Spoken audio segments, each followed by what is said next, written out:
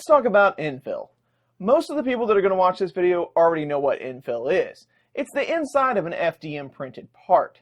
It's what keeps you from having a completely solid piece of plastic. Because most of the time, the density of the internals isn't going to add to the structure of the part if you have your outer, top, and bottom shell set correctly. But it saves on time and it saves on plastic material.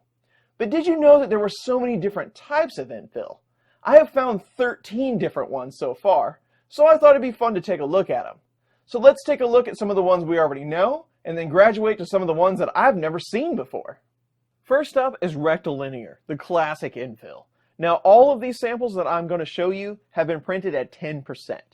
So rectilinear is just a continuous line. If you were to go full density, it would just be one solid piece. And that is actually the type of fill that are used on the outside of all the 3D prints. Then we come to honeycomb. Honeycomb is kind of a classic. It is super strong, but it does take a while to print. But if you use transparent filament, it actually does have kind of a cool effect from outside the model. Then we go to grid. Grid is a lot like rectilinear, only it has a more strategic path. It won't get 100% like it does in rectilinear. Rectilinear is just line after line after line. Grid is actually planned out. Again, this is still 10%, and you can see what the difference was in between it and rectilinear. And then we have my favorite, cubic infill. It actually stacks everything on an angle until it meets itself. Now it does take a little bit longer to print, but not quite as long as honeycomb, and it's just as strong, if not even stronger. And then we have triangle, which is pretty much self-explanatory. We have star, which is pretty cool looking, pretty much exactly like triangle, just a different version of grid triangle patterns. And then we have the new kid on the block, which is gyroid. Gyroid is really strange, but it is really strong. It's almost like corkscrew pasta running through your print. This is really neat stuff. I'm not sure how much longer a model would take to do gyroid, but very cool. And here we have line infill, and from what I can tell, it's just pretty haphazard Z crossing back and forth. I'm not sure what you'd want to use this on or why, but there it is. Now we get to the more exotic infill. This is 3D honeycomb, so not only does it make octagons all through the infill, it does it vertically as well. I printed out this half a benchy to kind of show you what it does. If you see it from the side, you get a better gist of how that works. Then you have concentric infill. Concentric just takes that percentage, again this is 10%, and it repeats the outer layer of the model.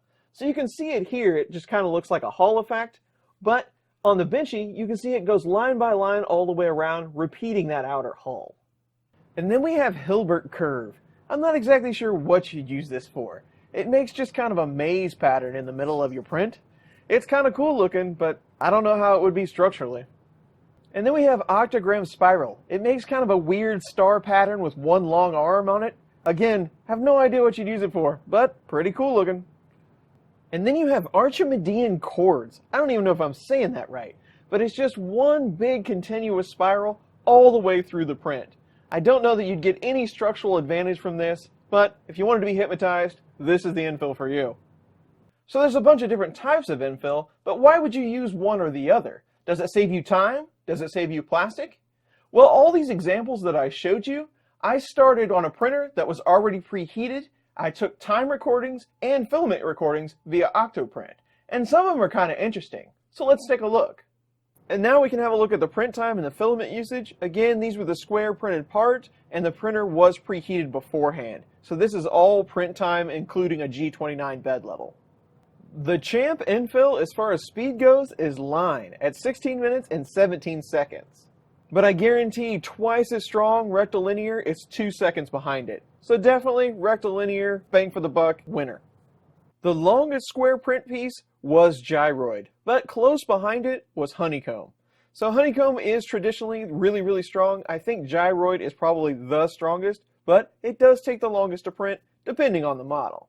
Some of the fancier infills take a little bit longer, some take a little bit less, but I do want to plead the case again for cubic. It takes just a little bit longer than rectilinear, and probably 3 times as strong because it overlaps. Notice things like honeycomb take quite a bit more filament. Cubic does take more filament than rectilinear. So which infill should you use? Well, it really depends on your project. I personally like cubic infill because it doesn't take that much more time to print and it is really strong and dense. Now Prusa defaults to grid infill because it is pretty fast and almost as sturdy. But you could go with the classic rectilinear because it's almost as strong and one of the fastest to print. So it's kinda up to you. A big thanks to all my Patreon supporters. These videos are just for you, and I'll see you on the next coffee break.